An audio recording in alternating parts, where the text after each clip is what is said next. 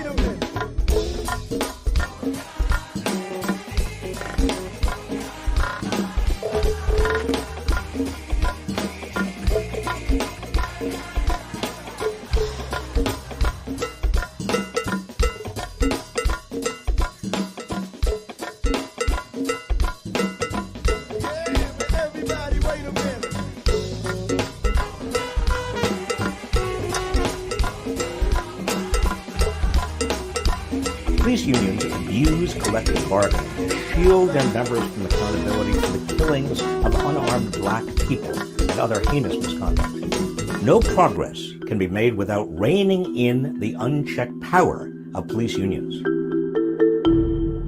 Look, I was Secretary of Labor. I'm in favor of unions, but police unionizing can have deadly consequences. One study found that extending collective bargaining rights to Florida sheriff's offices led to an estimated 40% increase in violent police misconduct.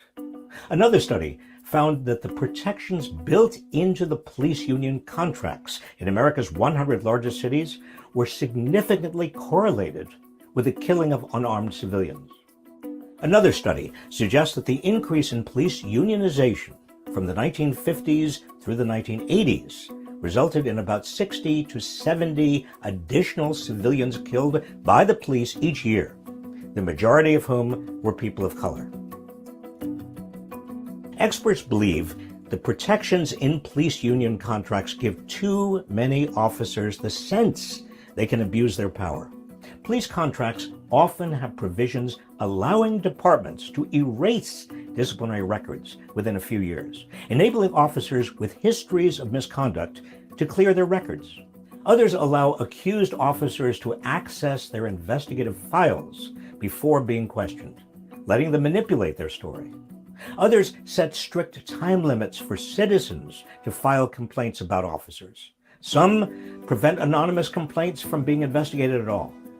All these provisions allow officers with histories of misconduct to stay on the force.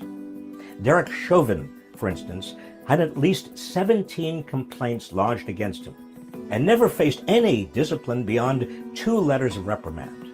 Needless to say, other public sector employees are not afforded these extraordinary protections.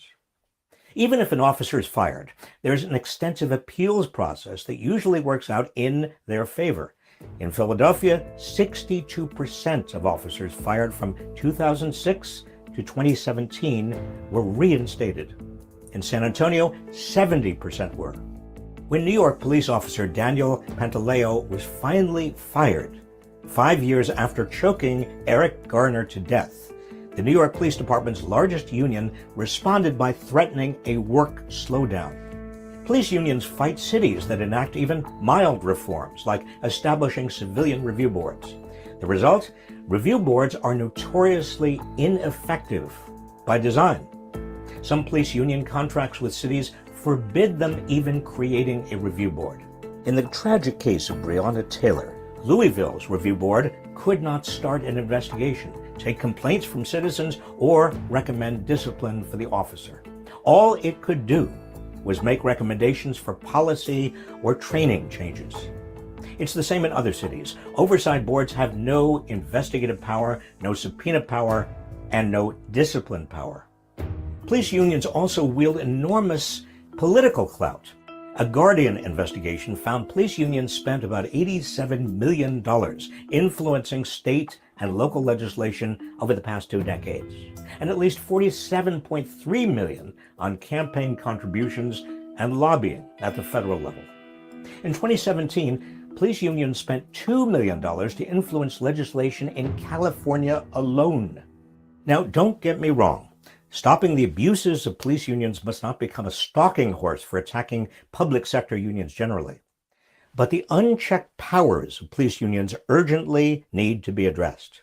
To start, lawmakers must change state labor laws to restrict the subjects police unions can bargain over. They should limit negotiations to pay and benefits, not how police do their jobs, how and when they use force, and how and when they are disciplined.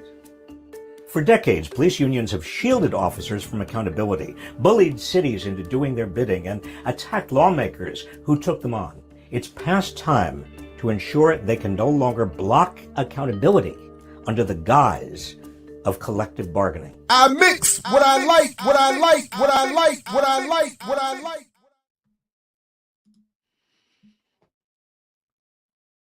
All right, what's up, world? Welcome back to I Mix What I Like right here at Black Power Media. Again, I'm Jared Ball, happy to be your host. Wanted to just start with that quick introductory video from Robert Reich in Inequality Media before we get to our discussion here with Dhoruba Bin Wahad, who, of course, among many other things, is my favorite living political analyst and philosopher, a member of the Black Panther Party, Black Liberation Army, a regular guest here at Black Power Media throughout the platform, and happy that he is, and wanted to discuss some of the latest developments around police unions and this broader issue. So without further ado, we bring him to the stage. Welcome, Dhoruba. Good to see you again. Yeah. So I don't know how much of that video you got to see, but I just wanted to give us a little holdover as we let people transition from the morning show over to join us here this morning. And I admit, given from where he's coming, that was more progressive than I would have maybe even expected. But if you got to see any of that, where does that analysis get it wrong, and what would you like us to know, or how would you like us to address this issue of police unions? And I can pull up this latest story whenever you're ready. But yeah, go ahead. Well, first of all, thanks, Jared, for allowing me to come on and talk about this. I think there's a number of factors here. First of all, the overview of what he said, I don't disagree with any of it. I mean, he's citing facts about the impact and the effect of police unions on the public, and especially on Black people. And I really want to point out the first proposition, premise that he didn't mention, although he made a caveat that he's not against unions per se. Uh, the first thing that we need to understand that the police are not workers. They're armed agents of the state. And because of the armed agents of the state, they serve a function and in the state that workers cannot serve. They have the power of life and death in their hands. They have the power to detain, to confine, and to legally and so-called enforce the law. No other worker on the planet has that power. So the police unions is an oxymoron. It's a contradiction. It's something that evolved out of the history of constructing this white supremacist construct that we call America today. That's the first thing. The police are not workers. So therefore, when we see the police murder unarmed Black people, kill them in their sleep, and they get off, mainly because of the power of the police union to put their hands on the scale of justice, to put their weight on the scale of justice in favor of the police. The police enjoy all of these extra constitutional rights the ordinary citizens don't enjoy. They are not held accountable for their actions. And when they are and when accounts are made, it's the taxpayers that have to pay. So the police unions are clearly meant to insulate the armed agents of the state from discipline and public scrutiny and public accountability. The armed agents of the state, therefore, much like the U.S. military doesn't have a union. There has a code of military conduct that once you swear an oath in the military, you are held to account by this code of military conduct. The police union similarly should be held to account by the public. So the failure of the Black community after all of these decades subjected to police murder and police terrorism, the failure of the Black community, especially the legal arm of the Black community, the so-called Black law communes and law officers, the failure to bring a class action suit, a class action against the police unions, the major police unions in the United States, for their decertification and their recertification that takes into consideration much of what the gentleman said earlier, to take those factors into consideration and forge a new relationship. The police shouldn't have a union. At the most, they could have a guild of professional law enforcement officers. But the police unions have a purpose now that they didn't at first have when they were first organized in the early 20th century. And that purpose is to create, in absence of a national police force, a national police agency in order to maintain the police state. America is a police state. It's a fascist construct, a racist construct in democratic drag. That's what it is. This is democratic fascism. Now, Black people have known police murder and police terrorism ever since the bullwhip days. We know how the police evolved in the United States out of chattel slavery and the role that they have played. So I'm saying to you that we need to ask ourselves, why haven't the police unions been challenged? And one of the reasons is because Black elected officials, like most elected officials in the United States, couldn't get elected dog catching if the police unions didn't endorse them, if the police unions didn't support them. The police unions are the ones that exercise more political clout and influence in our communities than we do. And we need to understand, what is the political basis for this power? The political basis for it is that they are the armed agents of the state. And as such, they protect property, and they protect class privilege. And they keep in check all working class people, and especially poor people that they terrorize. They keep us in check, and they prohibit us from rising up and controlling public safety in our own communities. So decertification of the police union should be the number one topic should be the number one strategy of Black people at this point. And I want to add to that too. You know, on previous occasions, I talked about the bogus nature of these hashtag movements that came out of came in the wake of George Floyd's murder.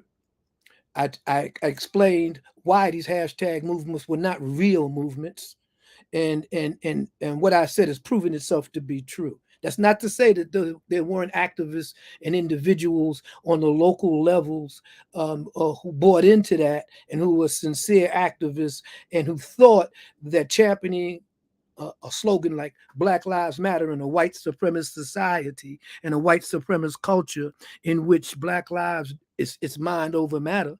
White folks don't mind and Black folks don't matter. To even call that a movement was an insult.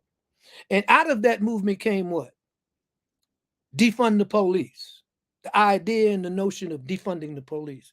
Now, anybody that's rational, anybody that has a historical analysis of fascism, of the rise of authoritarian dictatorships and rule, understands that the police are not going to be defunded in a police state.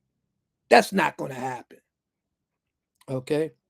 So, by throwing that out, we provided the advocates of police authoritarian control with the out.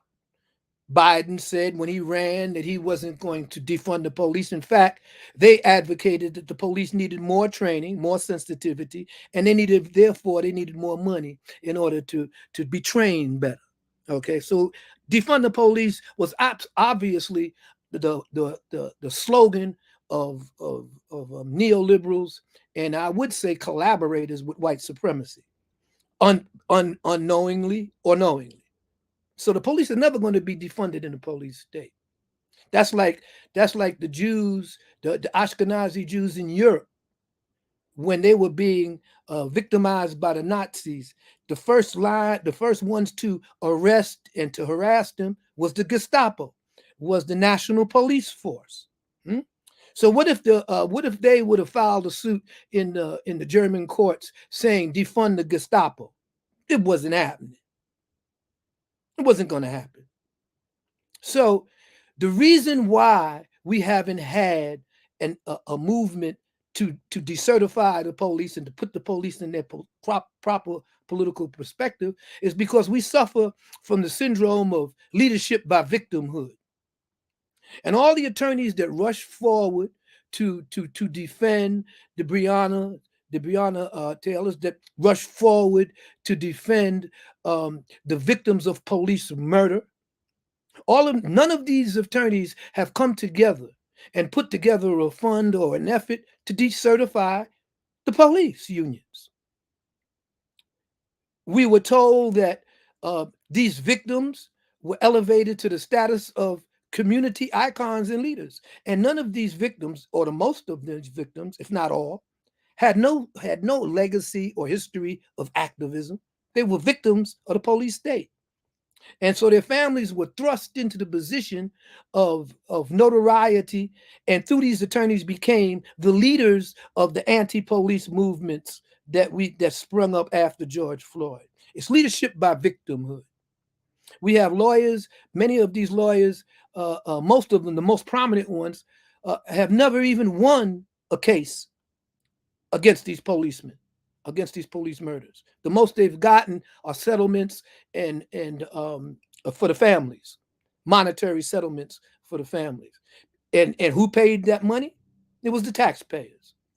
So my first point is that everything that was said in that brief document, in that brief synopsis of police unions was correct.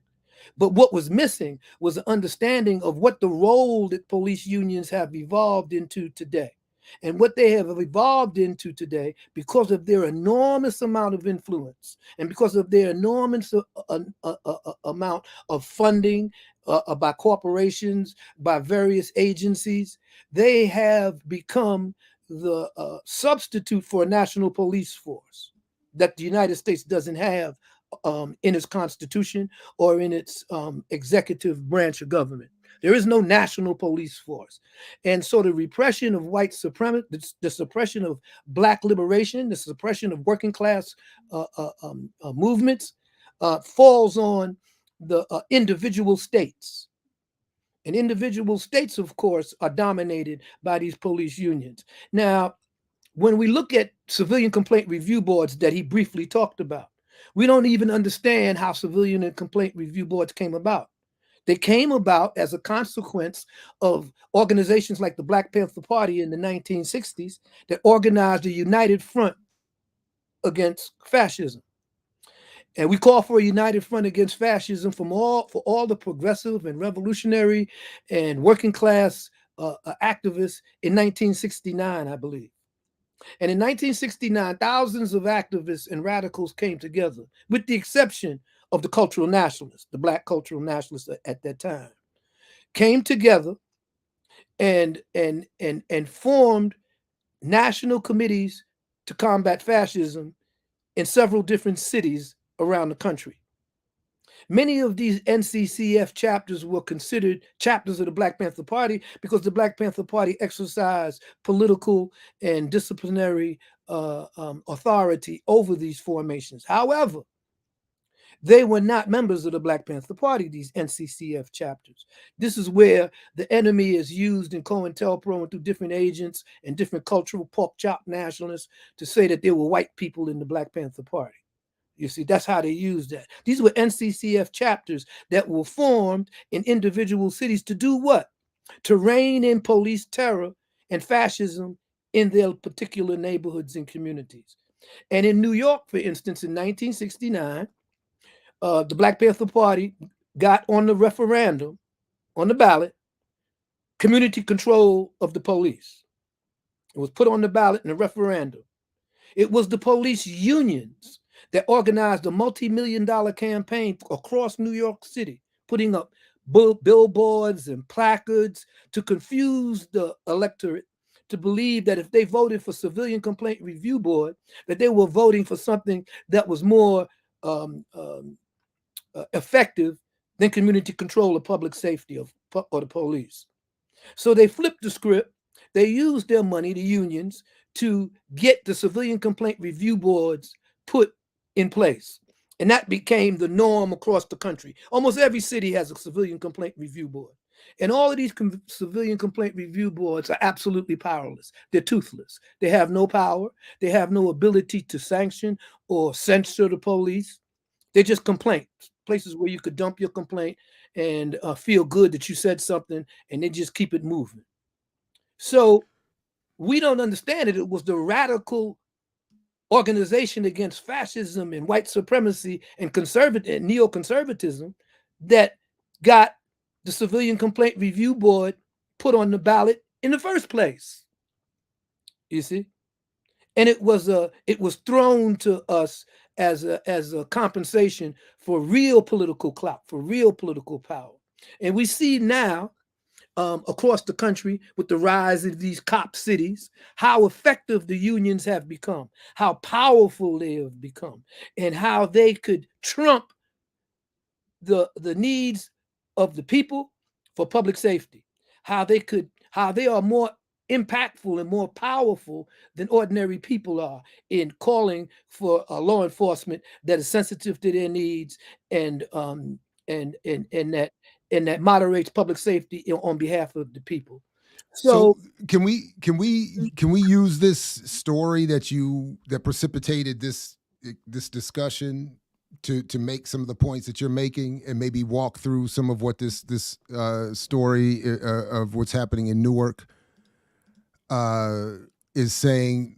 Because I admit that in the quick read I was trying to make of it, I don't know enough about the issues to make sense of it all properly. But the point was that you had alerted me to this story here about a New Jersey court ruling that Newark must deal with must deal with unions and police discipline. And a social justice group renews calls for civilian oversight of cops. So just a little bit here, a state appellate court has rejected the city's arguments and has ruled that Newark law enforcement discipline cases are subject to negotiation from police unions. The October 3rd ruling in favor of the Fraternal Order Police Newark Lodge number 12 finds against the city, which argued that changes to its police discipline procedures were not subject to collective bargaining rules because they were done in response to federal consent decree requiring the quality of policing be improved. The city contends that it properly exercised its managerial prerogative, altering their discipline process matrix through general orders without having to negotiate with unions. The contention is unpersuasive, the judges write in their 16-page opinion. A spokesperson for Mayor Raz J. Baraka on Tuesday, October 24th, said the office was working on tap into Newark's request for comment sent Monday. I'm not sure what tap into Newark's what tap into Newark is, but a program maybe. Tap into Newark has also reached out to the Fraternal Order Police. So it's a circle jerk. This is a circle jerk, and okay. and you know, the mayor's office in all of these cities, not to single out the mayor's office in Newark, but we have black faces in high places. We have more black elected officials and more black mayors than we've ever had in our history.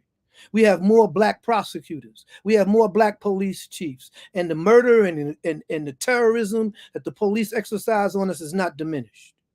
Not one iota. So that tells you that even the political comprador class, the political elite, the political class are terrified and held in check by the police and their unions. And why? Because the police is the first line of defense for the capitalist elite and ruling class. It's the police. They don't protect you and honor you. Okay, they don't serve the community, they serve capital. They protect the property of property owners. And you and black folks now are surplus capital. We're surplus labor. Many of us are surplus labor. So we have to be controlled, and we're controlled by the armed agents of the state.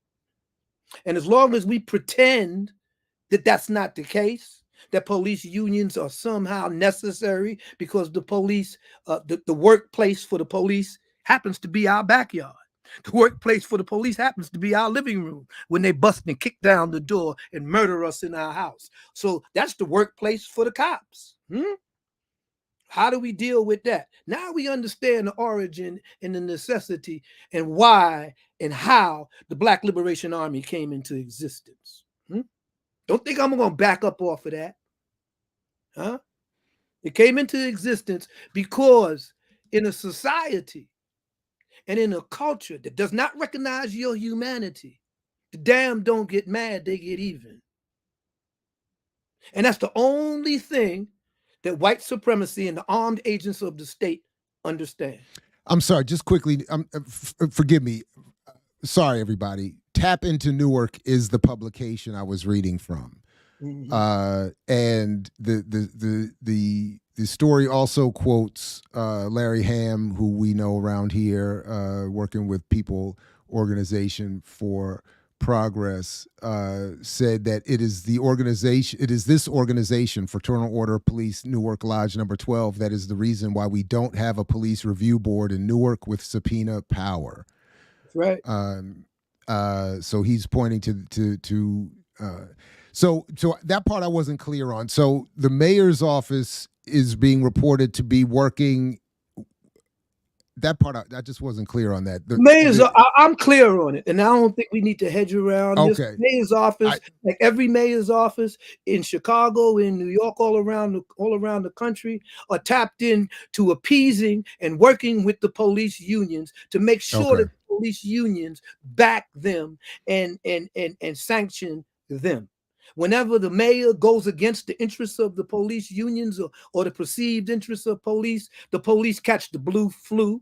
All of a sudden, they're absent without leave. All of a sudden, they do all of these things in order to influence the political elected representatives of the people into doing their bidding. So let's not hedge around this. So forgive another interruption, but listen, the issue for me, as with many of us, I just wasn't very clear on the immediate issue and relationship between Ras Baraka's office and this issue in Newark, because you just don't read, beloved.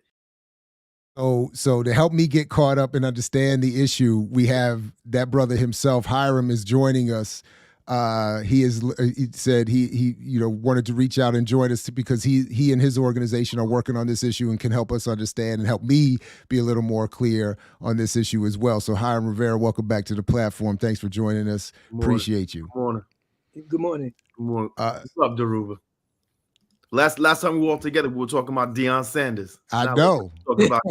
And again, I was right, but no, you wasn't. No. Yes, oh my God. I got some stuff for you. You haven't, right? Dhoruba, the history has played out as I said it would. Played out, and them sucker Paul Joneses, that's them administrators of the HBCUs that was jacking the money, that you don't have no alumni paying into those programs. All of them was moaning when Deion left, huh? And them HBCUs haven't changed.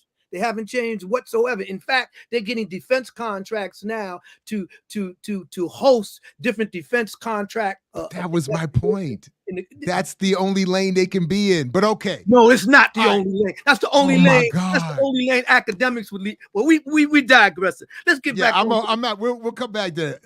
Hiram, you sent me a couple things. Let me know how you want us to get to it. I can pull it up whenever you're ready. But let me let you just jump in and say what you want to say initially, because I know time is a little bit limited. Yes, I just wanted to jump in real quick because you all know me from my time here, hopping on the remix, talking about a whole bunch of stuff. But my 9 to 5 is I'm the executive director of a national organization called the Community Resource Hub that primarily works on the issue of policing, from abolition to defund to everything that organizations do, right? And so what we do as a national organization is support community-based organizations on the ground across the country with their campaigns through research support, technical assistance. We have our George Jackson School organizing and political education training for new organizers working on this issue, right? To approach it from the same lens that Comrade George used when talking about the role of police and prisons in this country. We support gatherings. We have learning communities online for organizers across the country who are working on these issues, not just exclusive to policing, but cross-sector, right? Because police touch every aspect of our lives, like Dhoruba was mentioning. And so that's what we do. And one of the offerings that we did was we've been working on this issue since 2019. And so we put out 2 memos, kind of like reports that basically break down in layman's terms what these police organizations are, right? Because they're not unions. They're given the title of union, but they're not unions because cops aren't workers, right? And so they're benevolent organizations, they're fraternal organizations. And so it's important that we refer to them by those names so we don't continue to conflate, like they would want us to do, conflate their organizations with actual labor unions, so that when it looks like you're attacking these police independent fraternal organizations, that somehow you're attacking labor. And they've been able to do that for a long, long time now, right? And so what we do is we created this report to help folks understand the history of these organizations and what is their role in suppressing, right, fights from below and organized fights from below. So if you go to the website, communityresourcehub.org, we have our resource library, which is the largest library in the world exclusively dedicated to the issue of policing. And you can find reports, toolkits, memos, anything that's written about these issues coming from community-based organizations. Now, granted, these are nonprofits. This is a nonprofit, right? And so don't want to hide that, don't want to do that. That said, you will find a lot of very important and useful information that, again, tells what are the hierarchies of these institutions, where do they come from, how are they operating, how are they working, and how are some organizations across the country are trying to tackle this issue. So if it's coming from the approach of defund, which initially used to be called invest divest, and then there was a change in the language that turned to defund, right? But the initial framework, the initial back in 2017, 2018, 2019 was invest divest, all the way to abolition. And so it's all there. And so I just wanted to jump in on that because we did have this offering that clearly breaks down what these organizations do and what is their actual role in our communities. No, right on. Thank you very much. So I've already just folks refresh their browser, they'll see that the link to that report is now in the show description. So thank you for that. And if you go to the search box and you type unions, there's a number of reports and toolkits on this. There's a number of groups who have written on this issue and continue to do more and more research. As time goes on, there's more folks who are researching and investigating the issue of police unions. And some folks, like the folks in Austin, Texas, actually winning campaigns against the police unions, specifically getting the public involved in contract negotiations. A lot of times these contract negotiations between the police fraternal organizations and their municipal governments, the cities and states, happen behind closed doors, where a lot of stuff gets negotiated outside of the purview of the general public, under the name of protecting labor, under the guise of protecting all unions from attack. And this is where they're allowed to continue to negotiate away any forms of accountability for officers. And so when an officer comes out like they did in Philadelphia, shoot and kill a young man, shoot and kill anybody in the street, and like, how can this officer keep their job? How can this officer keep getting hired? Is because all of that is negotiated through their contracts.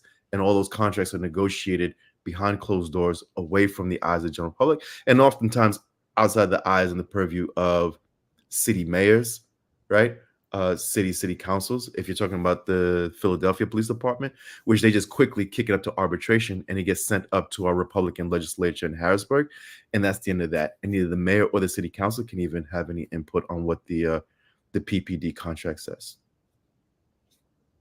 I think that you see, this is why I can't endorse leadership by victimhood, because the brother Hiram just pointed out that we have a voluminous database on the political role and clout of policing, their actual organization and hierarchy, their influence. We have a huge database here, but do we have a movement in which a strategy and a tactic has been implemented in the courts to hold to have these police unions decertified? And whether we win or not in the courts is not the issue. The issue, what we really accomplish when we do this, is that people, ordinary people, the electorate, would be educated as to the correct and real role of law enforcement in their communities and how they need to take control. And we can't diminish the political times that we're living in. The United States is a police state, pure and simple. And so we're confronted with the armed agents of the state, just as foreign governments and foreign movements are confronted with the armed military might of United States hegemony and power. The police have verified the point number 7 of the Black Panther Party, that they occupy our community like a foreign army occupies territory. And we have absolutely no control. We have absolutely no influence over this occupying force. And I think that Hiram, I'm gonna let you go. I think the fact that Hiram and his posse has all of this data, and we don't even have we don't even have an NAACP defense fund. We don't even have a conglomerate of attorneys who have taken on all of these cases where we could get all of these young people who were murdered by the police as plaintiffs and file a lawsuit, a class action, demanding that the police unions be decertified because they're not workers. And so in some places, the city of Seattle was able to, and that's a great point, Dhoruba, right? The fight is to get labor and these labor councils to kick police fraternal organizations out of their labor councils. The AFL-CIO, right? These other ones, the city of Seattle, their coalition, I forgot what they called, Defund Seattle, something like that, was able to get the Seattle Labor Commission to kick the police out of their labor council, right? And so they severed their relationship from the Seattle Police Department and labor, so that they're two separate entities, right? Negotiating separately. The problem is, in this country like Dhoruba laid out, because it's a police state, because the police are fundamental to the creation and the maintaining of the capitalist bourgeois state, that you have big labor like the AFL who refuse to sever that tie because they have so many police members in their broader union, right? Because they don't want to antagonize the right-wing, racist, reactionary membership that they have, that primarily oftentimes comes from trades unions, right, who support police and support those same policies. And so they stay away from severing that relationship between police organizations and labor. But the fight is on the ground primarily is, one, to remove police from the labor councils, to make that explicit. These are not workers. They are not labor, and therefore big labor, the AFL, the AFT has school police members in them. The SEIU has police members in them, right? That these labor organizations, the big ones, need to sever that relationship with the police fraternal organizations so that then we can deal with them on their own. Because as it is right now, when the folks in California, and I'm forgetting the exact city in California, will come to me, but the folks in Austin who won their campaign against the police union and won changes to the police union contract and the community's ability to intervene in those contracts, right? Like they were also trying to do in St. Louis, that they run into a wall. You will run into a wall when big labor gets involved, because they say if you allow community to intervene and to know what is happening and be a part of the negotiations of police contracts, then that means that the community will also want to be a part of the negotiations for teachers' contracts and for janitors' contracts and for everybody else's contract, public sector contracts, which then opens them up to attacks from the right wing who have been trying to destroy unions since, right, Janus, since the attacks that started in the state of Wisconsin. And therefore, they stay away from that and oftentimes block those pushes from the community to intervene with the police contracts. If you sever those two groups from each other, then you're very clear for what it is. Labor is labor. Cops are cops. Those are two separate things, right? And then we're able to attack it a lot easier. But because of that lack of education, because of that lack of understanding, because of the feeling that we all have as people in this country who support organized labor, when you say union and you label them union, then they fall under this umbrella, and then nobody wants to touch that. And meanwhile, these cops, then these police fraternal organizations are allowed to do what they do, which is primarily funding, training. They lobby, right? So the amount of political power that they have is immense. They control the media. So any politician or would-be politician who wants to get elected in this country and isn't flying that Blue Lives Matter flag or isn't saying, I support law and order or whatever, has a very tough time getting elected. That comes primarily from the police unions. Funded And then by, thanks to the good folks at HBO, we see that they also were involved with telemarketing schemes and scams and hustles and And so ripping this off is people. not- But then I'm sorry, you were going to say, and they're funded by, sorry to cut you right. off. And so they get their funding. A lot of their funding then comes from police foundations, right? And so we learn about police foundations because of Cop City. Currently, there are almost 300 police foundations in the country who get philanthropic dollars, but primarily get corporation dollars. Verizon, Coca-Cola, Home Depot, you name it, Walmart, whatever company, they're a corporation, they're dumping billions of dollars into police foundations that then use that to pay for the trainings with Israel, that pay for the military equipment that comes through the 1033, that pays for the cop cities and all the cop cities that are being brought up, right? That pays for the advertisement. This is where the police unions get their funding. And oftentimes police unions run in counter to police chiefs. This is why it's always easier to remove the chief, replace the chief, but you can't replace the officer because the managerial powers of the chief have been negotiated away, right, through the contract in exchange for more money, for more basically better pay wages, and raises. And therefore, the actual power ends up sitting with these fraternal organizations and these union members as paid for by the police foundations. Which, fun fact, because, to go back to the conversation you're talking about, Henry Ford, in the last one, the police foundation, the first police foundation, was created in 1971 with a $30 million grant from the Ford Foundation, right? Under the guise of freeing police departments from bureaucracy. 1971 is also the beginning of neoliberalism and the small government, the privatization, and all of that. And so he applied that same small government approach to police and said that by relieving police from the burden of bureaucracy, is what they called it, that you will be able to have better funding, you'll be able to have better training, you'll be able to have better relationships with the officers. What it really was to deal with Dhoruba and his friends, right, who were running amok at that time, and to allow the police apparatus to grow into what it is today. And so with that one grant from the Ford Foundation, So it's Dhoruba's fault.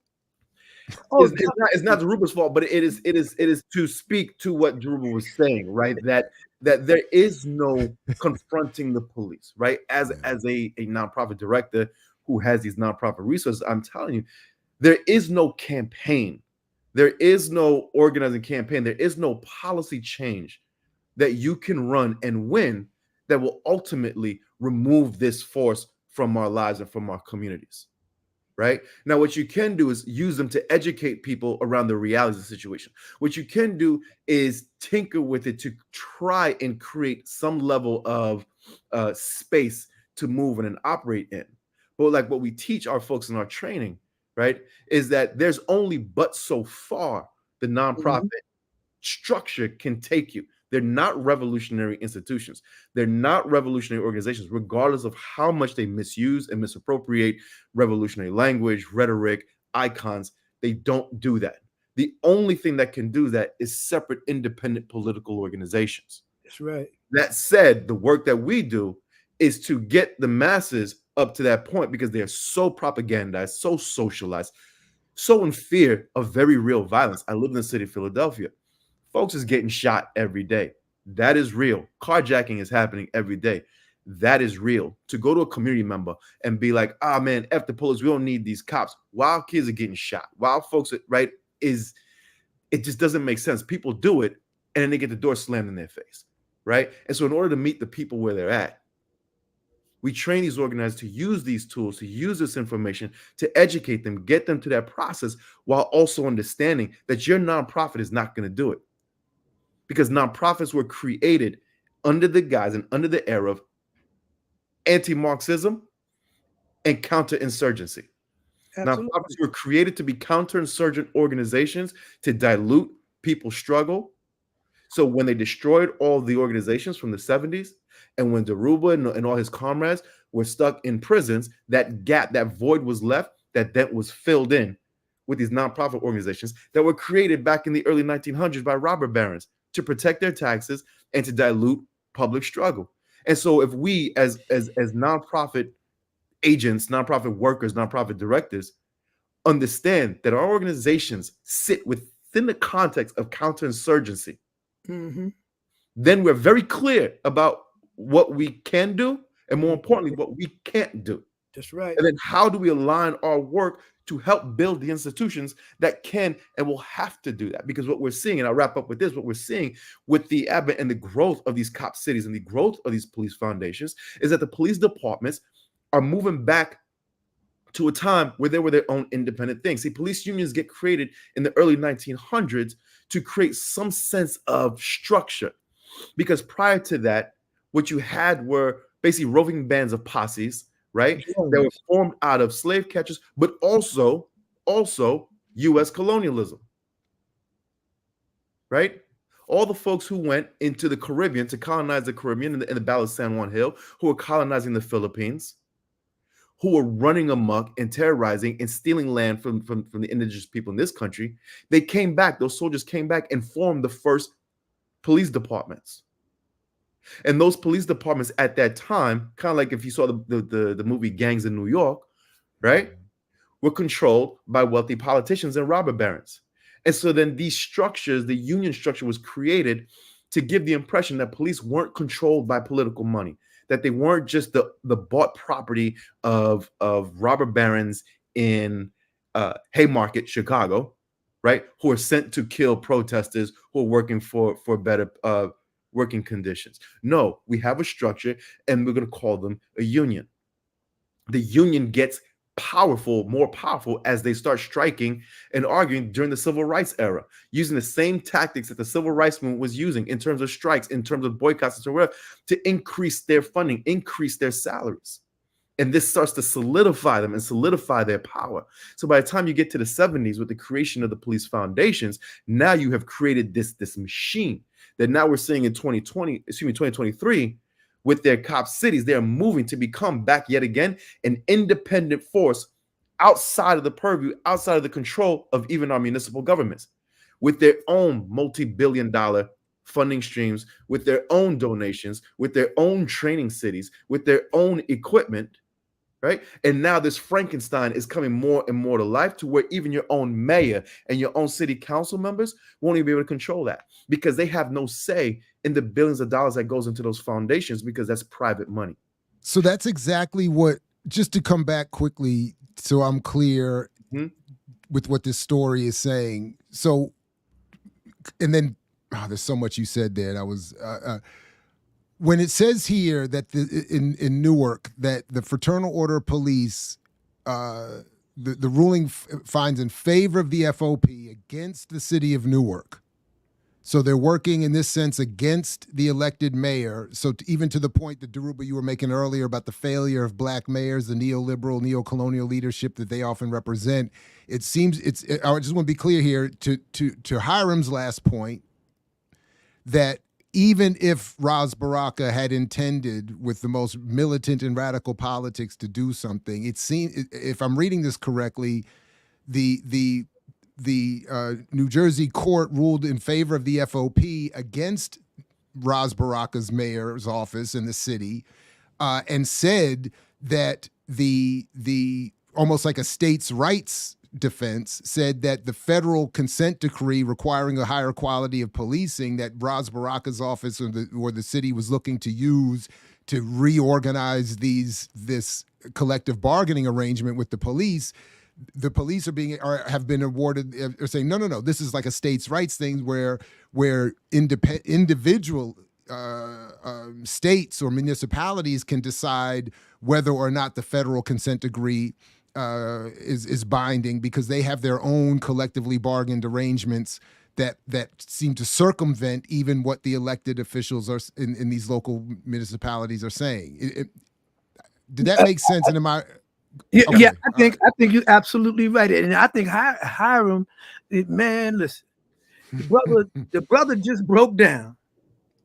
Now, y'all don't have to take it from me, because everybody just think I'm crazy and I'm on some, some other stuff. Hiram just broke down the fact that nonprofit organizations, they have a lane and a role that they can play, and we should not have the expectations that they could substitute for organization and mass mobilization of people who do vote on the ground. Which brings me right back to 1969, that period that Hiram was talking about, how that Ford Foundation grant came forward. We know what came after that: the Law Enforcement Assistance Act, LEA, the different types of agencies that sprung up around the war on drugs, all of this stuff.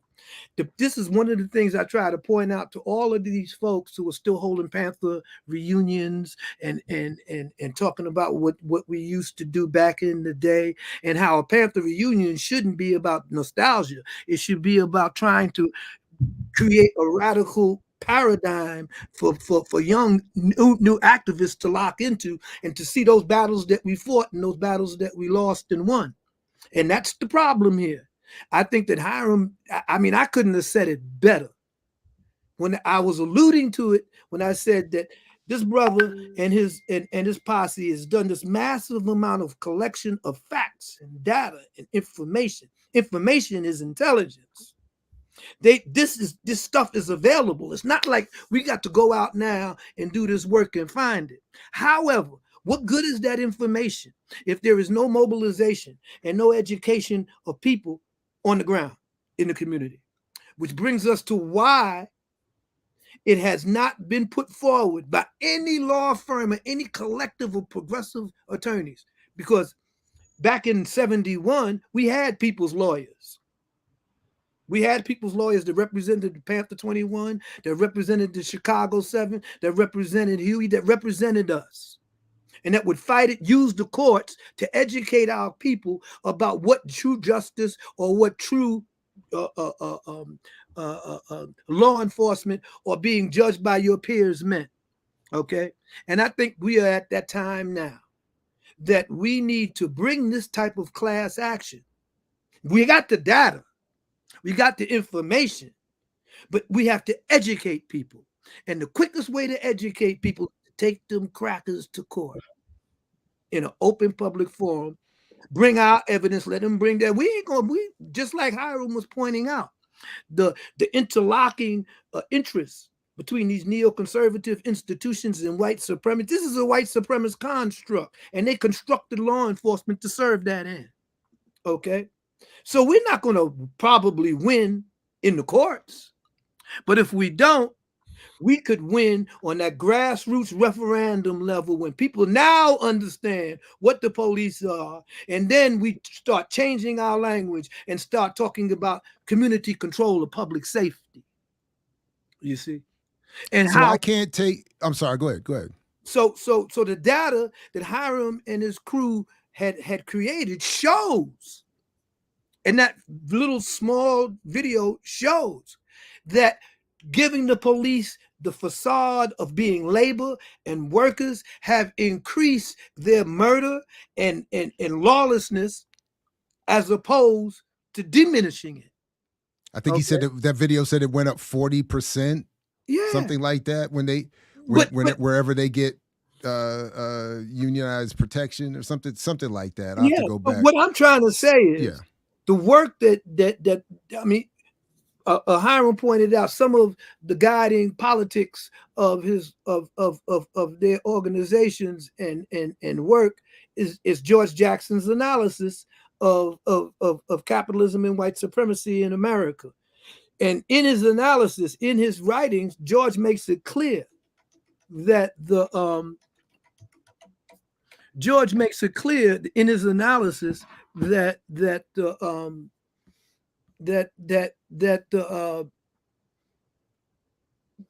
white American working class at rest are not revolutionary, as Marx said.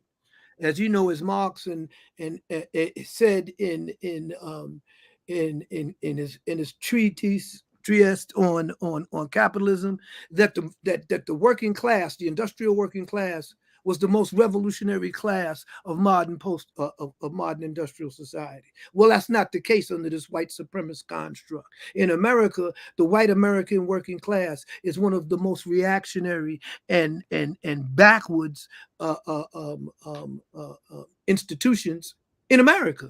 And this is why we see the history between black folks and AFL-CIO dominated unions that are completely contrary to the principles of socialism and working class empowerment that the Eugene Debs and them tried to institute at the beginning of the industrial age, at the beginning of the 20th century.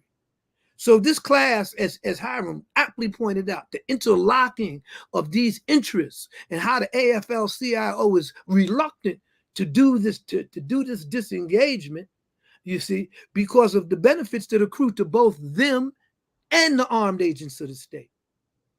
So if we understand that, then we have to pave our own path to liberation. We have to create our own paradigms of organization and power. And so bringing a class action suit with the plaintiffs of with families that were victimized by police murder and brutality to decertify the police educates our community to the fact that we need to be in control of our own public safety and our own public health. And the only way we're going to take control of that is we have to organize from the bottom up, not from the top down, not with these bootlickers from the Congressional Black Caucus holding meetings and collaborating with the very agents of repression that are killing us every day. No, we have to organize on the grassroots level. We can put referendums on the local ballot. We can outvote these crackers. We can do that. So we can create the types of grassroots organizations, whether they're training programs in our community that prepare us to become our own first responders, whether we learn the skill sets that's necessary and train as workers to be able to protect ourselves, so that when we call for help for a young sister or brother who's having an issue, that when we call for somebody, we don't call 911 and a white boy shows up with a 9mm. You understand? With So, all securities. So just for some clarity, the movement that, or the effort you're calling for would center a call to decertify police unions and reclassify their labor classification as armed agents of the state to help in terms of a legal argument, and then also and then separately to build an appropriate consciousness among the people for what the police are here to do. Is that? Yeah, well, I would say that the latter is more important to me than the former. Mm-hmm, mm-hmm. But I think that what Hiram pointed out and made very clear, that this just initiating this type of struggle draws a clear demarcation line between those of us in the community who want to be safe, who want to combat the types of negative behavior in our community that leads to our children being killed and killing each other, that we are on one side of the barricades and these corporations and the police are on the other side of the barricades. We are living in a police state. And in any way that we could rein in the direct power of that state on us viscerally and on a daily basis, we should avail ourselves of. But I strongly believe that unless we organize a third political force in this country that encompasses and that's led by the Black liberation movement, by Black activists, by Black grassroots disenfranchised people, the original concept and idea of the Rainbow Coalition, coupled with the understanding that we are struggling within a police state. This is essentially fascism in democratic drag. When we are at this historical moment where the United States empire is being challenged, it's crumbling, and they have the idea and they have the slogan of Curtis Mayfield: if there's a hell below, we all gonna go. All gonna go. And they're gonna take us with them. Jews, rather than give up crackers, niggers, whitey. Don't worry. If there's a hell below, we all gonna go. So Hiram, can we take this that you've sent? This is on the organizations? Okay. Yeah, this is another resource that came out from the organization Interrupting Criminalization. It was written by Andrea Ritchie and a brother Maurice Weeks. He used to be the director at the Action Center on Race and the Economy. We helped with some of the research for this as well. It is a toolkit. Again, these resources are primarily made for nonprofit organizations and organizers who are working on these issues from that venue. They have a lot of information and a lot of good stuff that anybody can digest and use in their own way. One of the pieces in here, if you scroll down through the table of context, Jared, there are some action steps that folks can take. So you have to go up. It's like 30 something. Hold on. Right there. No, back. See it. Strategies for challenging, shrinking the power. Right. And so it lays out a bunch of different steps. From one of the main ones is making police union endorsements, police fraternal organization endorsements toxic. There are websites that will list all of the elected officials who get endorsements and money from police fraternal organizations and making that toxic, right? Saying that how can we trust you as an elected official if you're in bed with the same people who are murdering us and beating us every single day? How can we trust what you're saying is true when these same openly racist, vile, disgusting murderers of our people are giving you $10,000, $20,000 for your campaign. And in a lot of instances, more than half, those politicians end up giving that money back to the police fraternal organizations, right? Because they don't want to be associated with that. It's fighting against what is referred to as propaganda. Propaganda is exactly what it sounds like, right? It's cop propaganda. It's from Paw Patrol all the way to the New York Times articles, right? Criminalizing everything and everything in between. We are embedded and just drilled with a bunch of propaganda. And so seeing through that and pushing against that is really, really important. It's fighting labor councils in your cities, in your states, to kick police fraternal organizations out. They don't belong in labor councils negotiating or flying Right. the banner of labor. Because every time there is a Labor Day rally or anytime there's a strike, like we saw it with UPS, who the first ones out there cracking heads? It's the Oh, boys in blue. Anytime someone wants to go on strike, anytime workers want to push back against their bosses, against their corporations, who are the first ones there? They're they're union brothers, right? That is who the police is. And so making that very clear, and from the inside, workers, but also the general public, pushing for your labor council to kick them out. And then pushing your city governments, right, to change the way that negotiations around the contracts are done. Police negotiations should not be done in secrecy. They're the only public sector workers who have the license to kill you. that's If right. there's anybody whose contract should be combed through, right, with the magnifying glass, it's them. Instead, we have the reverse. And so pushing on that, because while they are powerful, they're extremely powerful because of the money and the influence that they have, they're still paper tigers, right? They're still paper tigers. They can only do that if we continue to buy into that. If we continue to buy into the myth of the thin blue line, that it is them that keeps us protected from the hordes of savages who want to just raid our homes, kill us, rape us, maim us, and all that. When in fact, during COVID, when everybody was locked away and locked inside, and the police were also gone, cities across the country saw crime numbers dip considerably. When there were less cops out in the streets harassing people, arresting, doing all that, crime dipped significantly, right? They're the only folks, we all understand that they're doing their job, the killing, the maiming, what is seen as like bad apples. That is what police are here to do, to manage and control the contradictions of capital. We understand that, right? But if we use their language, they're the only people who get rewarded for being bad at their job. The more they cannot stop crime, the more they can't prevent crime from happening, which is not their job to prevent it. But let's just say the more they cannot do that, the more money they get. If you had teachers, and we see this with standardized testing, when students can't pass those grades, those teachers are fired, their school is shut down. If a doctor isn't able to cure people, you're going to be shut down. Anyone else who cannot fulfill, right, the roles of their job description, they're going to be punished and let go, unless you're a police officer. Now, that's still some sort of propaganda, because we know that the police is exactly that.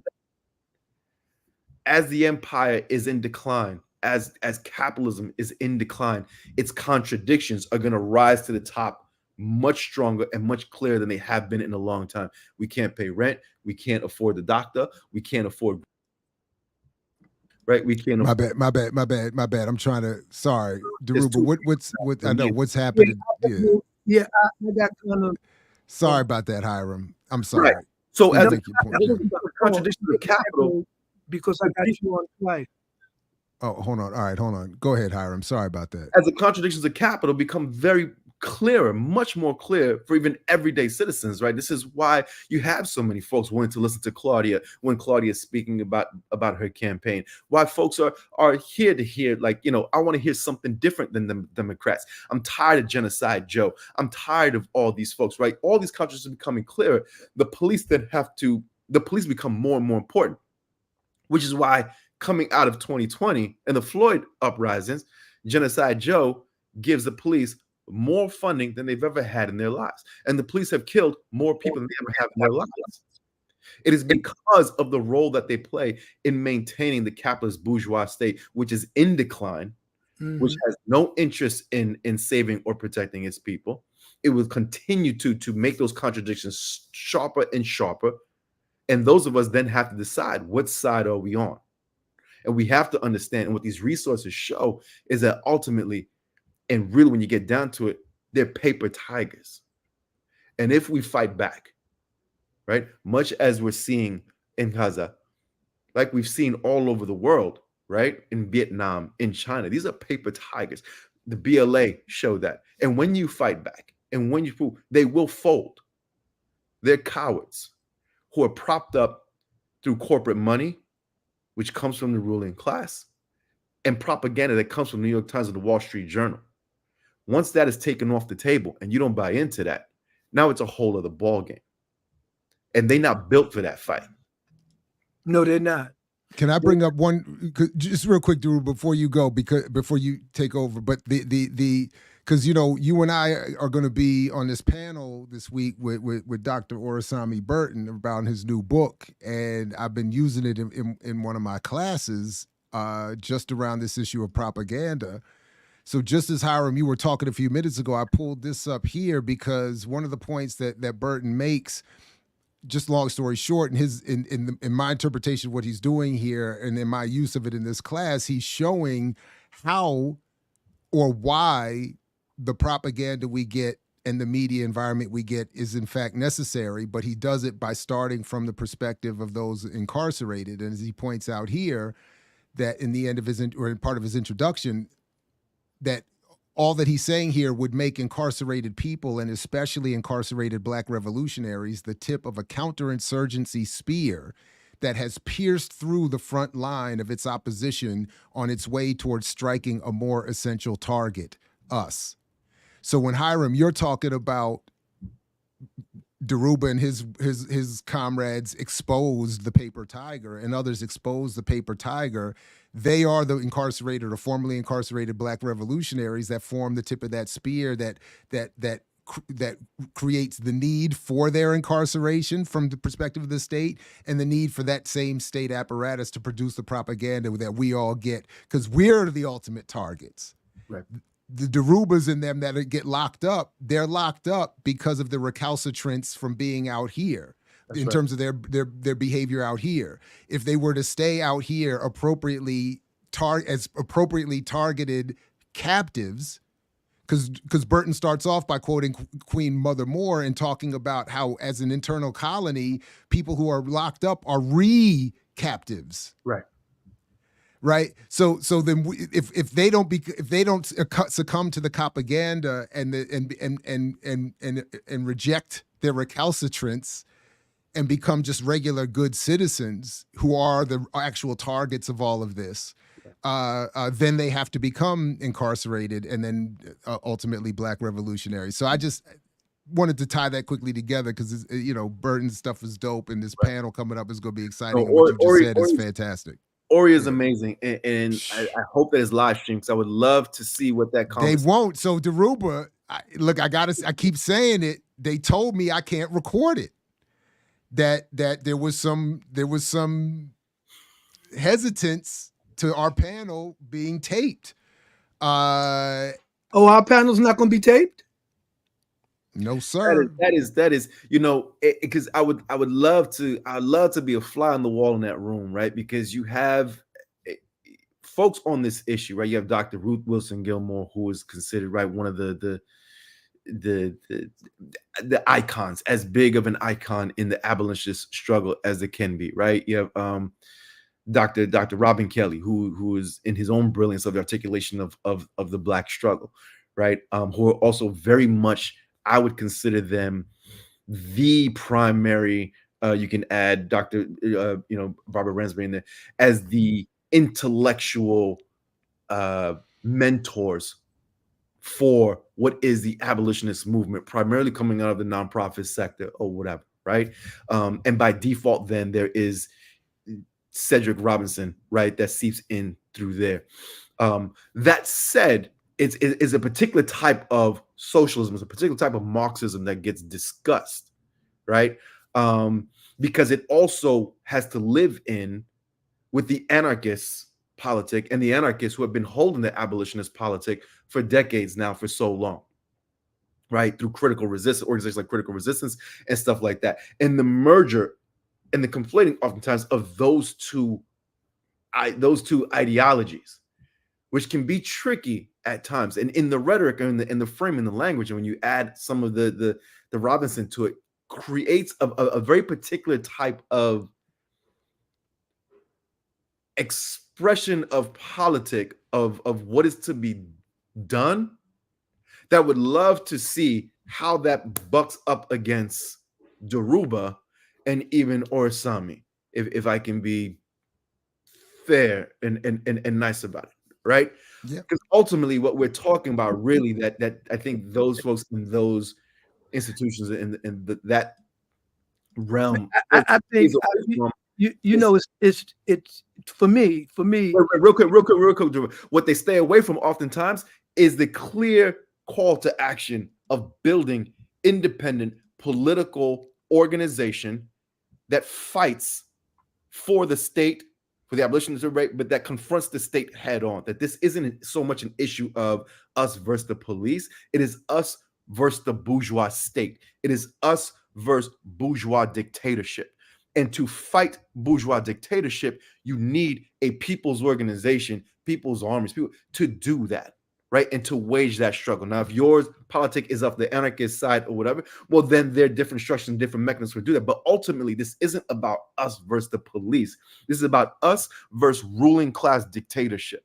And that requires a different type of organization and a different politic. And oftentimes in these spaces around abolition and the languaging and all that and the subtle dismissal of Marx and all the things that come with all that, right? That ends up being missed. And who fills that void ends up being nonprofit organizations who, right, will put on the cloak and the costume of Black revolutionary organization, right? Who will say the names of Dhoruba and all this stuff, right? And then run policy reform campaigns that ultimately come 2024 will just shift to vote blue no matter who. Oh man. But I'm sorry, you were gonna say. No, Hiram, I'm so glad you jumped on this program because you took it to a whole level that I think Jared fully appreciates now, you know. But what you pointed out right now, right there, I would have said it in a much cruder fashion, you know. And Jared knows we've been going head. That's why I want to be on the fly on the wall. That's why I want to be on that fly on the wall. You know, but you know, it's like I had a talk with a very respected Muslim recently, and he's a man of great character and of considerable quality and deep faith, you know, and we were talking about the historical moment.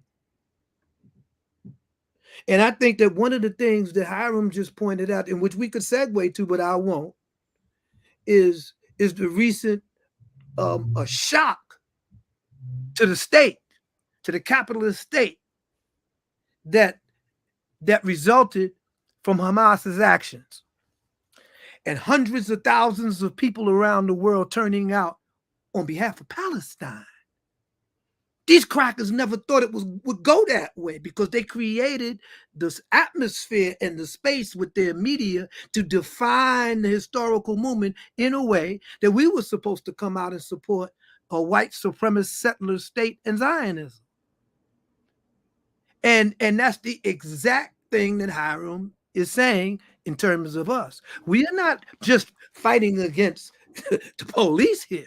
We're not just talking about law enforcement and some cop on the beat in the streets here. We are talking about the national security state. Huh? We are talking about what I've done many tours on, you know, Jared, and I've been using this term for about the past 6 or 7 years, democratic fascism. And I've argued this point from the University of Vienna all the way to Paris. They said, well, that's an oxymoron, democracy and fascism. I said, no, not in the early part of the 21st century, it ain't. Because as Hiram pointed out, the confluence between labor and the complicity between labor in the capitalist paradigm and the post-industrial, this is the post-industrial period of capitalism in which the McEwen's global village applies here. which means that the space that Hiram and his people occupy in terms of compiling data and information means that information is not only intelligence, information is a weapon that can be dispersed and used in a way that can mobilize people far beyond the control of the mass media. And that's what the Hamas did. Everybody said, well, that was a crazy action, that was this, but it changed the political discussion and the paradigm of a people that were about to be completely swept to the side with these Abraham Accords, whatever they call it. They didn't have no power, and they didn't have no resources. And that's what what's his name said, Chomsky, Professor Chomsky. The reason why the Palestinians are marginalized because they have no power and they don't have no resources, they don't have no influence. But they changed that paradigm in one day. Man, can I bring in Burton's book one more time? Because what you just said, Dhoruba, is exactly, first of all, what McLuhan made the point too. He said in discussing that global village and the digital projection of consciousness and the creation of a global of the stage upon which we are all the players that Shakespeare once wrote about. He said, and it's described in the great documentary about McLuhan called McLuhan's Wake, where they show what is described as Islamic terrorism is in fact, as McLuhan's language, the only way for them to enter this world stage of communication. That they have been digitally and in a media sense removed and can only engage the world through violence. That it's been made to be that way. I just want to jump. I'm gonna let you finish that okay, thing. Go ahead. If you look at the Iranian Revolution, the Islamic Revolution in '74 in Iran, it changed the whole paradigm of politics in that region in the European settler state. Why? Because it was totally unexpected. Because all the opposition to imperialism and colonialism had never been an Islamic revolution. It's always been socialist guerrilla movements that have arisen in all of this, you see. And the fact is that the entire the Muslim community identified with the Islamic State's taking of power from Pahlavi. So that's saying.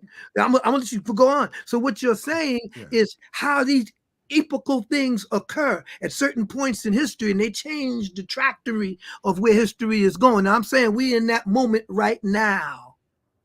So that's what, and that all I was trying to show right there, and I'll just summarize it this way. What Burton is showing in the introduction to his book is that what he's saying in talking about Attica and the Attica revolt in particular, he's saying that the dominant narrative is that prisoners rebelled, and in 4 days it was put down. Some people were killed, and then they move on. And that they rebelled out of for a certain set of demands to get a certain set of demands from the prison. But what Burton is saying is, no, that's not what they were really doing. They were rebelling.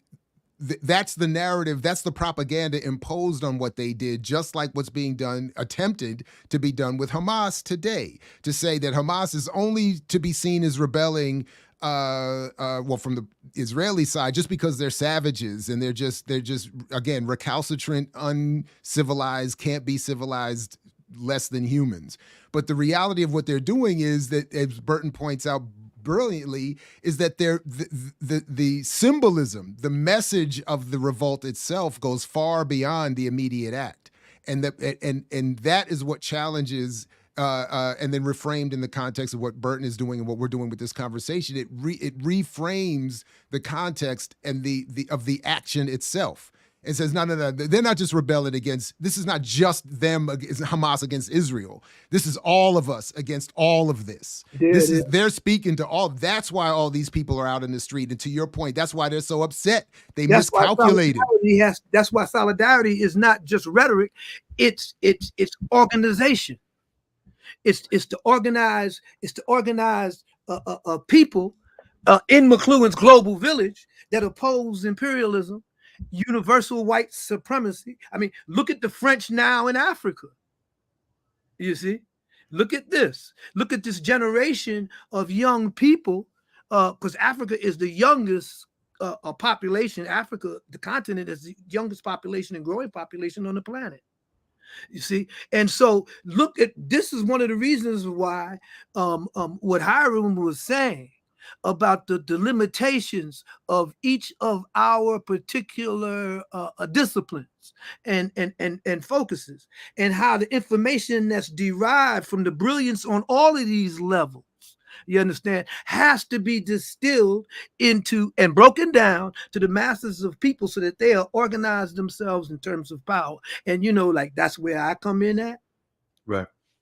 You What see, what and so like when I remember when Jared mentioned his brother Robin, what did I say, Jared? I said, now who is I don't know him. I don't remember what you said, Dhoruba.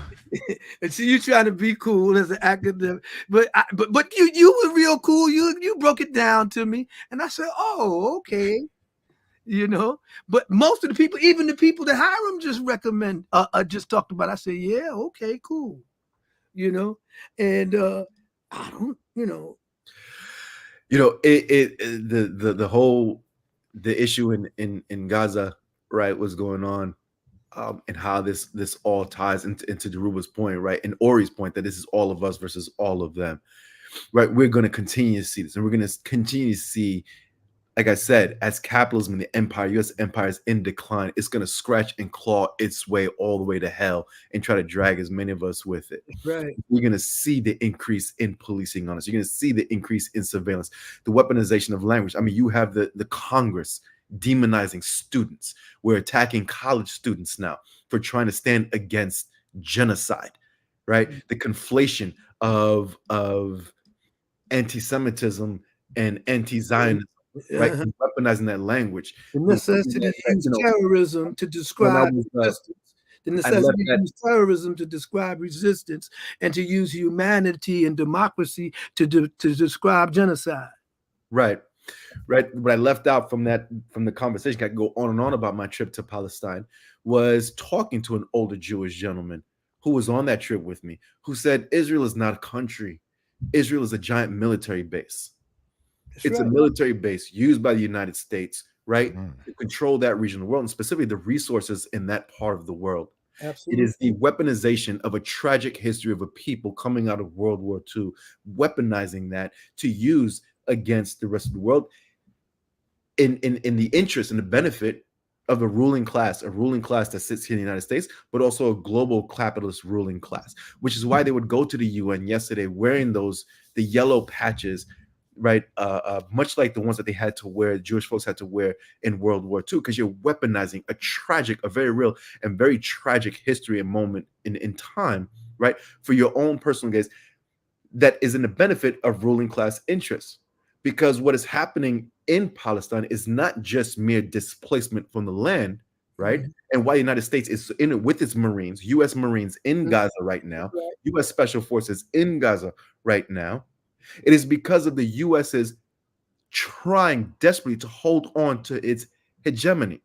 That's right. And so as China and those folk build their Silk Road, right, extending from China all the way out to Europe and shifting trade and shifting all that, what we're seeing is a shift and a battle for what the world is going to be for the next decades on and maybe century moving forward.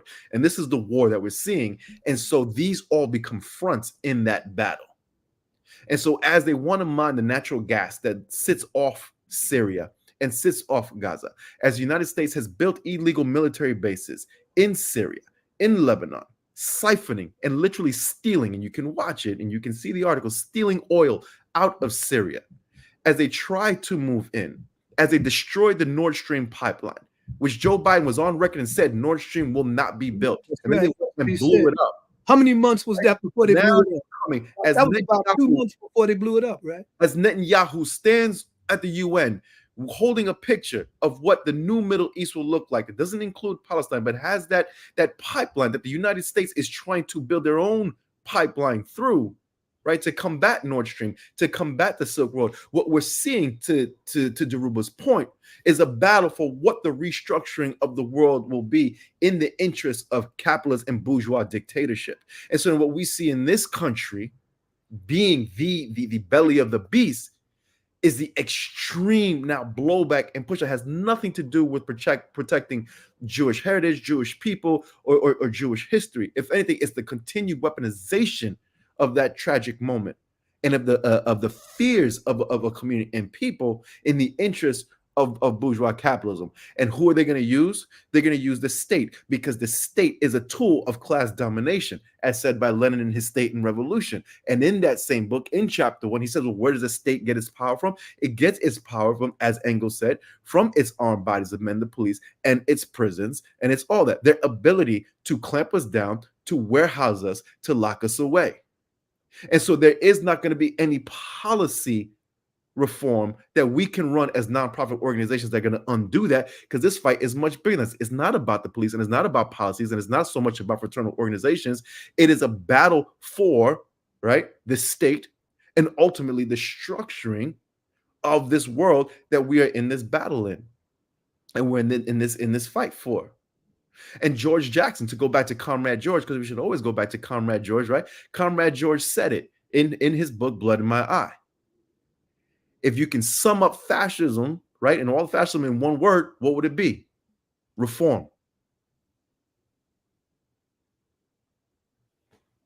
Yeah, that's why I just wanted to show that video from to back up what Hiram was saying from this morning's show, where we were going through Richard Medhurst's reporting and the line and the map and I mean, it was bananas. And I had missed that. I had not seen that display that Netanyahu made. So as we're pushing, right, as we're talking to the people and explaining to people that the issue of police, this is how you connect it back to that, right? This is all in response to what's happening all over the world, mainly in response to a bourgeois dictatorship in decline, as the contradictions have gotten so bad and will continue to get worse and worse and worse, right? There's gonna have to be a struggle, and they're preparing for that struggle. Well, I think Hiram, I know we got this on tape, so this is cool. So we're going to get our comrades over in Darussalam, Janub and in France and these Pan-African, but I think they should listen. They're going to listen to this one. I'm going to post it up for them. But, I think when Hiram pointed out the essence of the fact that the creation of that European settler state was a geopolitical and meant to completely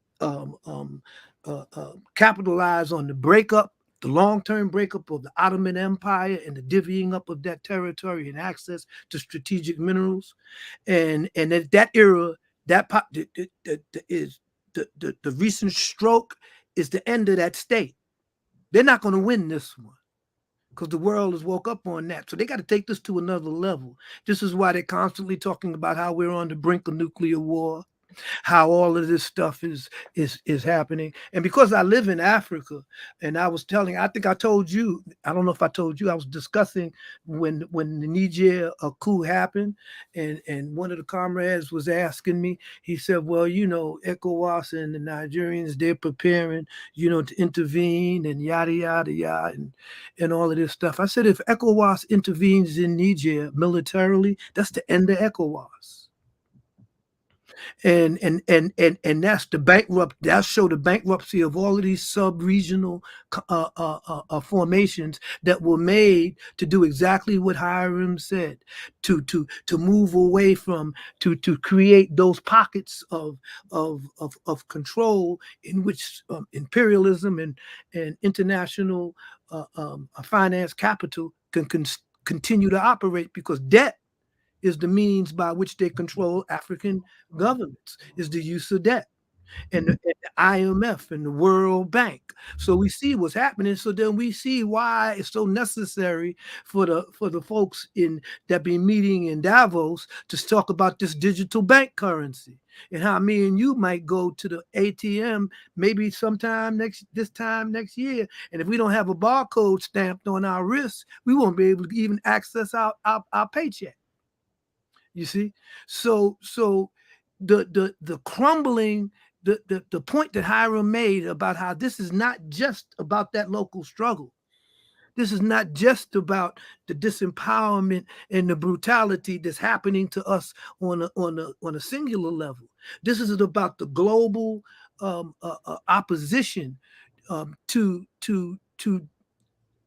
a history of exploitation and human suffering that capitalism has unleashed on the world. You see, Class domination. yes, absolutely. And so this is one of the reasons why you see I have some type of skepticism. When I say skepticism in terms of priorities, when we get all into these intersectional weeds about individual oppression. You see what I'm saying? Because that becomes a means and a mechanism by way our movements that can be a broad base and can strike at the heart of the system that creates all of these dysfunctional relationships. That's when we get distracted. That's when we get disunified. That's when we start beefing with each other. You see what I'm saying? And become ineffective. And I just want to end with this. We see that the comprador class that we got today, the ones that the children of the war on poverty, the poverty pimps that went into politics, you see, the ones that opposed everything that we've talked about since the 70s. When the right wing and neo-fascism and neo-liberalism had yet to consolidate its power and its grip. 71 and the late 60s, they were on the back foot. They were on the back foot, and that's why the pushback against all of those so-called civil rights gains and those victories that we won on a certain level, the pushback was mass incarceration. We had a surplus. You had a surplus working class. You put these motherfuckers, excuse my language, you put them in jail. You see, and jail then becomes an industry. You see, and that industry, because when we talk about unions, don't forget we talk about correctional unions too. We talk about corporations that's heavily involved in the carceral state. So what Hiram was pointing out about how the struggle before us, the tactical struggle before us right now, is to separate labor, the idea of working class people who are subjected to the violence and the capriciousness of the police state, to separate their unions and their idea of what working class solidarity is from this parasite of so-called police unions and organized violence to the state institutions. So that's a good point. So corrections unions have their own separate union, and you both are arguing, as we all should apparently, that they should be separately classified or not allowed to classify themselves as unions. They're not unions. These are all like fraternal organizations. Stop using the language. I think Hiram is making a good point. I think we should refrain from using the word union ourselves. They're not unions. They're fraternal organizations. Yeah, guilds, whatever you want to call them. But I just wanted to point out a connection here with that in carceral move and them so-called correction formations, because when you know what voting, you know how districts are formed. Political districts are formed, and they form based after each census and population demarcations go down and all of this stuff. You see, and then when the census is being taken, they go into the black community, into the hood, and they ask a family, and how many people are living here in this place. You see, and they'll say, well, there's only 3 of us. You see, living here. Okay, but in fact, the family is an extended family. There's 5 of them, but 2 of them are in the correction facility in upstate New York, in another district, in another municipality. So that when you go up to these prison areas around the prison and you ask the people where do they work and what's the population in this area, they count the prisoners at the facility. So Attica prisoners are not counted, although the majority of prisoners in New York come from only 7 communities in the entire state. over 80% of the prisoners in New York come from the colonized communities. Okay, but they're not listed on the on the population census of the communities that they come from, because they're in another community that benefits off them, who does list them there. So Attica, the prisoners in Attica go on the census of the county around Attica. You see? It's crazy. Yeah, it's crazy. So we need which to is itself a holdover from the plantation and the 3/5 rule too. So, absolutely, yeah. absolutely. So what Hiram is pointing out, how it, and that's why I really want to say I appreciate you, son. I appreciate you coming on and clap, because I'm on some other stuff. You see what I'm saying?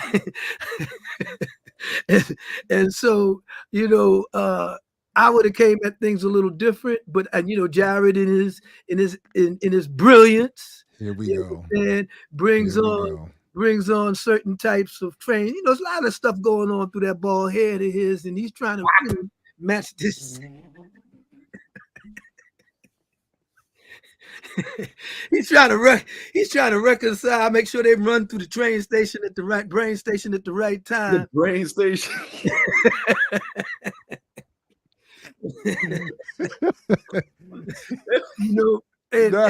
And pick up the right passengers on the way.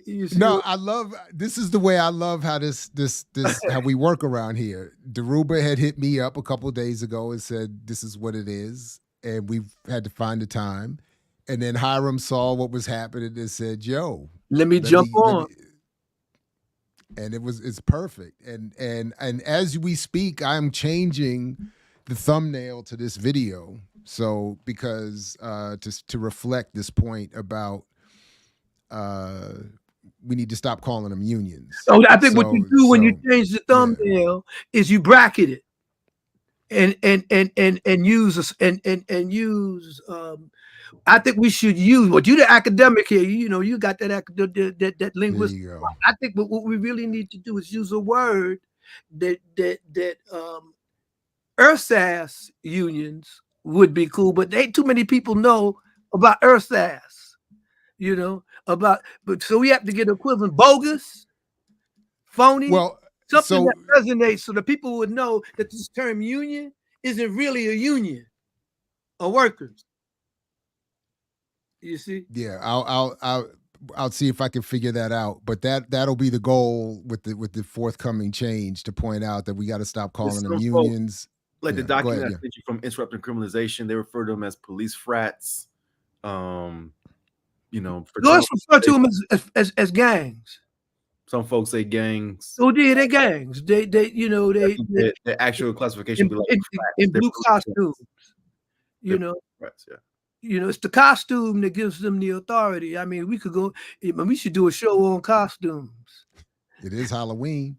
But listen, man, if you see Erykah Badu and them showing up at these spots, we talk about costumes.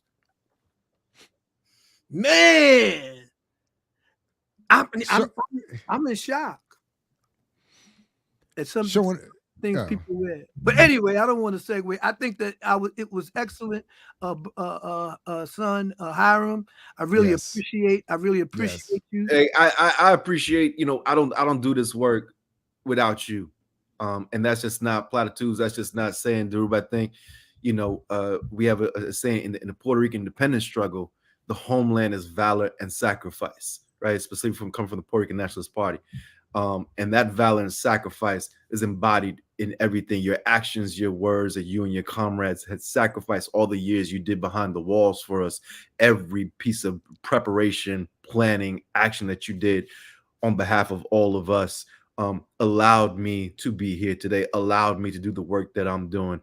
And I'll never forget that, and will forever, ever appreciate that, and teach my children and teach everybody that it is because of men and women like yourself throughout our history is why we are still here today, is why we are not in bondage today. It is why individuals like myself can have a job, right? Get paid to do this work because of the valor and sacrifice that you demonstrated, giving up your youth on behalf so that we can have a youth and that we can have as much limited freedom, but still more freedom than you all even experienced And so I will forever be grateful and say thank you to you and to all of your comrades who are here with us, those who are no longer with us, for allowing this to happen. So the honor is all of mine, all of mine. Now listen, that's called my boy. You know nothing about that. Well, I'm Right on. Thank you. I echo that.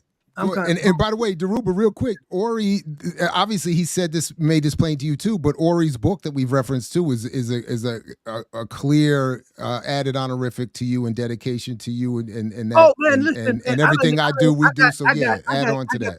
I got some imams reading this right now as we speak. So listen, this using the courts as a mechanism. Well, that's our thing.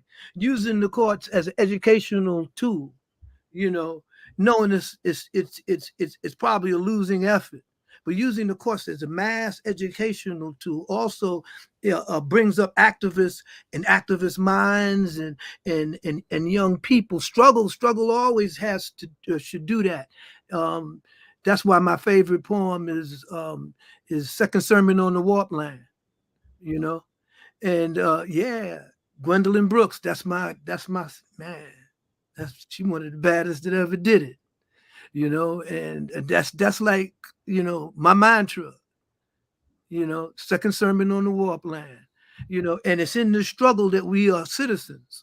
It's in this resistance that we stand bigly in the wild we, and they say Miss Bessie's feet hurt like nobody's business, but she stands bigly in the wild we. She stands up and fights for what she knows makes her a citizen of this planet, of this world.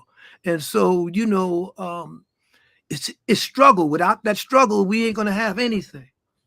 And the beauty of this is that liberation for whatever intersectional areas of oppression, liberation comes from resistance to this monster, to this enemy of the sun.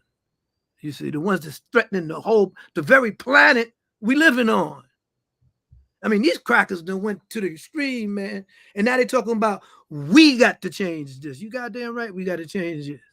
Because, I think Hiram pointed out in passing, and even briefly, brilliantly in passing, that we're no longer fighting a singular national bourgeoisie. We're fighting an international class of finance capital, you see, that has rigged the game and has determined history is going to go one way, and that's their way, you see. So I'm just invigorated to know that we have this data available. So now I'm pushing attorneys now. I'm moving on to another level. I'm gonna start challenging some of these black attorneys that ain't won nothing since 1922 other than the settlement. You see, and see why we can't have and maybe you could even think about that, Hiram. The avenues of popular funding for a coalition of activist attorneys to pull together this to bring together this class action suit. I mean, we might even go completely rogue and get some and get jailhouse attorneys to do the research work and dribble it out. I mean, I was wondering if we, because we've been in touch with the Jailhouse Lawyers Guild, I think, or network, and then it was bad, man. And then the Abolitionist Law Center. I'm wondering, are these places that we could formulate some call to? And this is where I think what Hiram was pointing out when he was illustrating things coming together. They need to be challenged by principle. This is a strategy and a tactic that in this particular time that could educate thousands and millions of people coming up to exactly how law enforcement needs to be run in a democratic society. And that this use and this bogus use by armed agents of the state, this bogus use of working class status by them is an inhibition to democracy in America. And we need to frame it in that way. If for those who can't handle the hard stuff, You see what I'm saying? Because in fact it is. You see, although I don't agree, and I don't think Hiram or you agree with bourgeois democracy as such, but I'm just saying, for the purposes of struggle and building coalitions and building effective forces to do this, this has to be something that's put before these associations, before these fraternities. You know, why aren't we doing this? Here's the data. Here's the information. We got researchers, they got 24 hours a day to research stuff because they're in prison. You understand? We got young students that have already took to the streets, you know, for more freedom of speech and all of this stuff. So why don't we have this class action? Why? And you see, and that's why I came on the show, Jared, to push that. But by the grace of Allah, however you want to look at it, you know, Hiram jumped on and gave me more inspiration and more a feeling of faith that this is going to come together, because information is intelligence and the data is there. You see? Right. Everybody else to talk all that rhetoric and get up and talk about the mothership and all of this stuff and talk about how we the blessed and the chosen ones and we from Wakanda and all of that stuff. You understand? But information is intelligence and the data is there. And we have to weaponize our own data. So listen, fellas, I as much as I appreciate this and love it, we do have to, I got to wrap us up because I have again impinged on Coco's Tuesdays. And so we got to wrap up by 12 so that Confronting Contradiction can kick off on the platform. Free to land, Coco. Free to land, Coco, and peace and appreciate and apologize in advance. I didn't even get to reach out to her and apologize. But we're getting off in time. We're getting off in time. So I'm sorry. 12 now. It's 12 o'clock now. So yeah. So we wrap here. We're good. So I just wanted to listen. Just to echo what Hiram was saying, Dhoruba. Always an honor to talk to you. And as I keep saying, it's an excuse. Whatever the excuse is, I'm down with it. So whenever you're ready to go, we're going to make it happen. And Hiram, my man, this is perfect. I really appreciate you reaching out, jumping on, and adding what you did. So peace to the both of you, because I know, like Fred Hampton used to say, you both willing to fight for it. The same goes to everybody in the audience. And while he's here, make sure you stay up and keep up with everything, and make sure that you just don't read, beloved. You don't become that. But read with big friends. Shout out to read with a group. Don't read alone. Read with a group. Don't read alone. That's right. Study. So, all right, everybody. Thanks again. Peace if you're willing to fight for it, like Fred Hampton used to say. Catch you next time here at I Mix What I Like throughout the platform. Confronting Contradictions with Coco is coming up. See you all soon. Thanks again, everybody. I mix what I like, what I like, what I like, what I like.